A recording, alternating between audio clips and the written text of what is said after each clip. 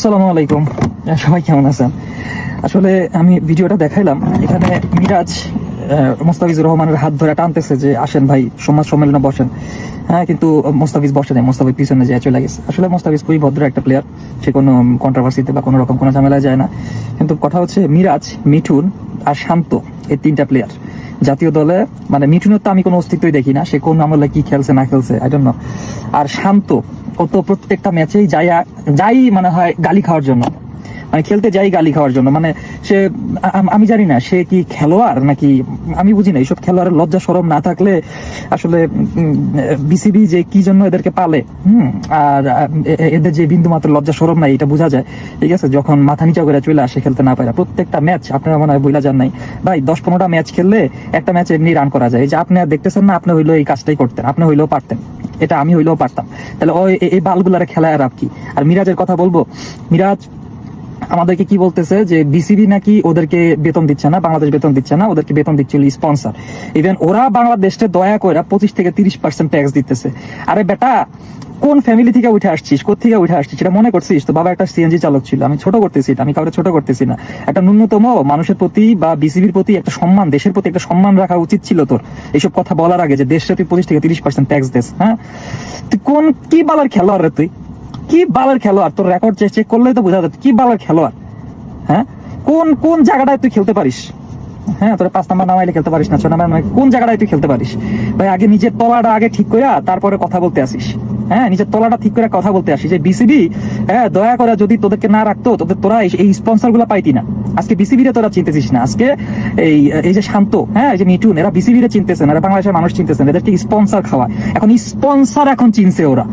হ্যাঁ, এতদিন তোরা স্পন্সর চিনস নাই। যখন তোরা বিসিবিতে, যখন তোরা বাংলাদেশ ক্রিকেট টিমে যখন খেলতি না, তখন তো করে কোনো স্পন্সর তোদের বাল বইলেও তো তোদেরকে দাম দিত না কোন একটা স্পন্সর। হ্যাঁ, বাল বইলেও তো দাম দিত না। এখন যে বাংলাদেশ ক্রিকেট টিমে নিচে খেলতাছস, ঠিক আছে, সেজন্য তোদেরকে স্পন্সর করে, নইলে তোদেরকে কোনো বাল বইলেও কেউ দাম দিত না। বুঝছস তো? হ্যাঁ, সিরিয়াস, আসলে মুখ খারাপ করা ঠিক না। বাট আমি বলবো বাংলাদেশ ক্রিকেট টিম বলেন, বিসিবি বলেন, হ্যাঁ, এখানে যে ওরা যে রুলস অফ কন্ট্যাক্ট যেটা আছে, মানে ওদেরকে যে কন্ট্যাক্ট বিসিবির যদি নিয়ম কারণ না মানায়, তাদের ওই খেলোয়াড়কে রেস্ট্রিক্ট করে দেওয়া হয়, ব্ল্যাক লিস্টেড করে দেওয়া হয়। তো আমি যেটা বলতে চাচ্ছি যে আমাদের এটা শুধু আমার একলার দাবি না, এটা সবার দাবি যে বাংলাদেশে মিরাজ হোক, ঠিক আছে, যে মিথুন হোক, তারপরে শান্ত হোক, এদেরকে যারা এই আন্দোলনে লিড দিতেছে, যারা এই তামিম ইকবালকে লিড দিতেছে, হ্যাঁ, এরা প্রত্যেকটা আওয়ামী লীগ সরকারের আমলে প্রচুর টাকা পয়সা মারছে, ঠিক আছে, প্রচুর করছে, তো সুবিধা অর্জন করছে, সেগুলোর প্রমাণ সহ হাতে হাতে এখন সবাই জানে। সো এদেরকে ব্ল্যাক লিস্টেড করা হোক। এই 3-4 জন যারা খেলোয়াড় আছে এদেরকে ব্ল্যাক লিস্টেড করা হোক।